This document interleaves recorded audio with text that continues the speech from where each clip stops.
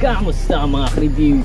Welcome back ulit dito sa channel na to, Unboxing Simulator. Sa video na to mga ka-review, meron na naman tayong bagong i-review na isang spring type airsoft rifle. Ayan. At bago tayo magsimula, shoutout muna tayo sa ating mga fellow ka-reviews na nagpapa-shoutout. Shoutout sa inyo mga lods, at maraming salamat pa rin sa walang sawang pagsusuporta sa channel na to. So ang item na i-review natin mga lods, na-order pa ito sa eBay. At di nga pala ako ang nag-order sa item na to mga lods, kundi si Mike One, yung leader ng Maharlikans Airsoft Force. Ayan. At ang nangyari mga lods, ayaw niya yung item. Mahina lang kasi yung item mga lods eh. At gusto niya yung AK-12 ko na in-upgrade ko mga lods. Kaya nag-swap kami ng spring type airsoft rifle. So eto na yung item mga lods. Ito ang G360 KSG made in Korea mga lods. Ayan. Napakaganda niya mga lods. At mabigat din siya mga lods. Sa katunayan yun nga mga lods, meron siyang mga metal parts. Papakita ko sa inyo mamaya. At kita nyo naman, real size siya mga lods. Yan o, 1:1.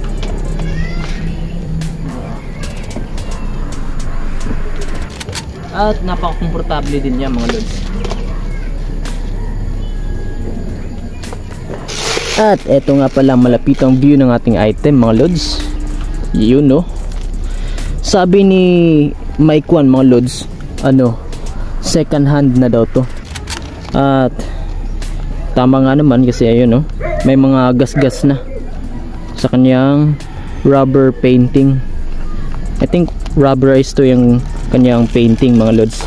At nagasgas na yung rubber coating. Ayan.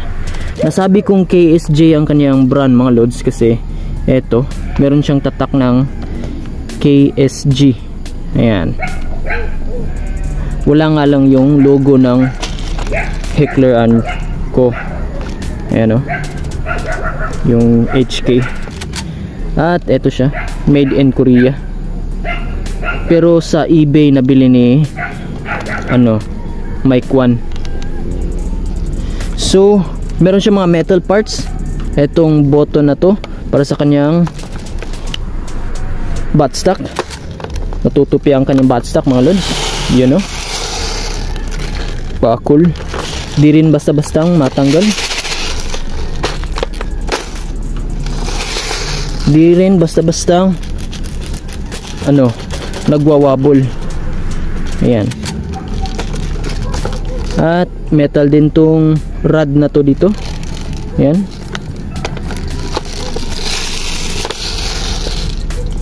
At metal itong kanyang charging handle. So expect tayo na magtatagal to mga lods. Ayan. Pero I think nawala na yung spring niya dito mga lods, kasi di na bumabalik yung charging handle niya sa center eh. Ayan. At front sight metal din, napaka-cool. At yung rear sight metal din mga lods. At natitiklop ito mga lods. You know, maliit na butas para sa long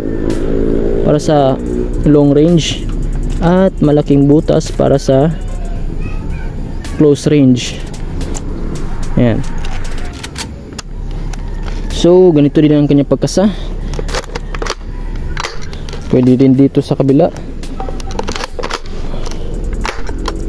Meron siyang orange tip pero pwede lang natin yan tanggalin. Nakascrew lang kasi yan. At pwede din namang kulayan. Tatlo ang kanyang front rail dito sa handguard. Gawa sa plastic mga lods pero matibay. Napakakapal nga pala ng kanyang plastic mga lods oh. Yan oh. At di rin siya madaling matanggal. Yan oh. At naka metal screw na malaki. Ayan. Itong mga parts na to dito. At dito rin. Yan oh. Meron din siyang safety. Ayan. Pag nakababa, hindi na push all the way. Pag nakaangat, mapupush na siya all the way. Ready to fire. Same din dito. Ayan. Ayan. So kanyang magazine, meron siyang pellet chamber. Ayan, lalagyan natin siya ng reserve BBs at spring loaded din siya. Ayan, spring action. I-shake lang natin pababa. Nahulog na. So I think na count ko kung gaano karami yung BBs na nailalagay nito mga lods. Nasa around nasa around 20, 21 ata, 22 karami ang BBs na nailalagay. Ayan, nagkri-criss-cross kasi sila mga lods tulad nito kapag full na.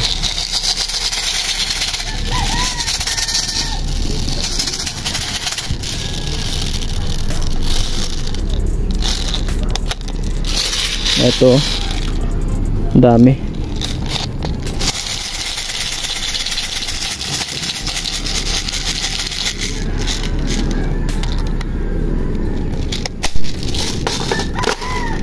So ito din ang kanya mag-release button. Ayan, ganito lang paglagay, pina AK style.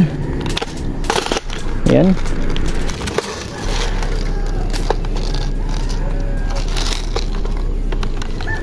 at nabuksan ko na to mga lods.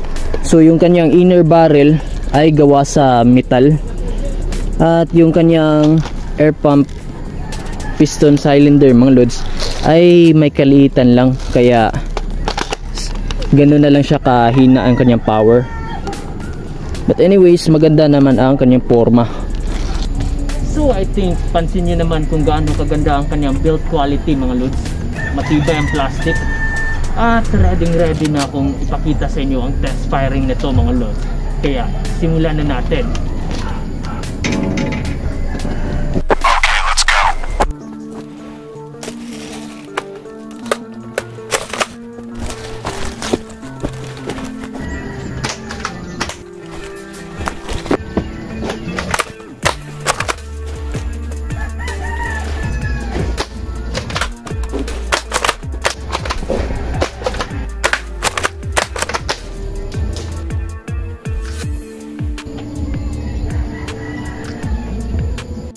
Alright, ngayon naman mga lods, try natin ang long range firing.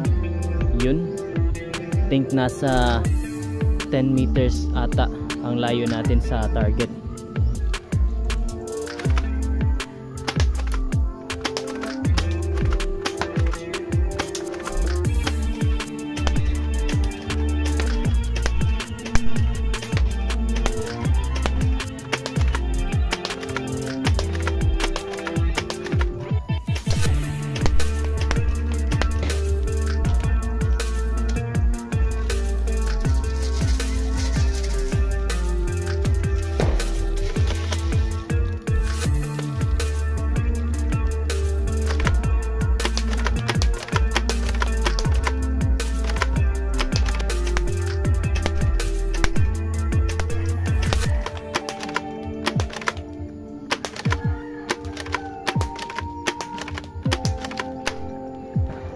So ito na ang resulta ng ating test firing sa G360 mga lods.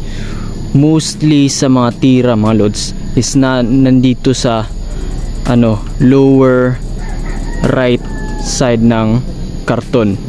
Ayan, naka-aim ako dito sa gitna mga lods, pero yung kadalasan talagang tama ng mga bala is dito sa baba. Bumababa siya ng kaunti dito sa right side sa ganun ka layo na distansya mga lods. Kaya sasabi ko, mahina-hina talaga ang kanyang power, at yung accuracy niya is tagilid din, kaya i-upgrade pa siya mga lods. So yun mga lods, para sa akin maganda lang to for close quarter battle. Sinadya lang talaga siguro ng manufacturer nito mga lods na ibaba ang kanyang FPS, kaya ganun na lang siya tagilid at mahina ang kanyang bawat tira. But for build quality at tibay ng plastic, I think i-rate ko siya sa 9 out of 10 mga lods. I think matagal-tagal pa tong masira. Second hand nga ito at gumagana pa ngayon. So i-upgrade ko na lang din siya mga lods para lumakas at mas maging asintado siya. At comment down below mga lods kung anong masasabi niyo sa laruan na to. At kung nagustuhan niyo itong video na to, please give it a like. At kung bago pa lang sa channel na to, please subscribe at i-click mo yung notification bell para mabisuan ka sa susunod ko pa mga videos dito sa Unboxing Simulator.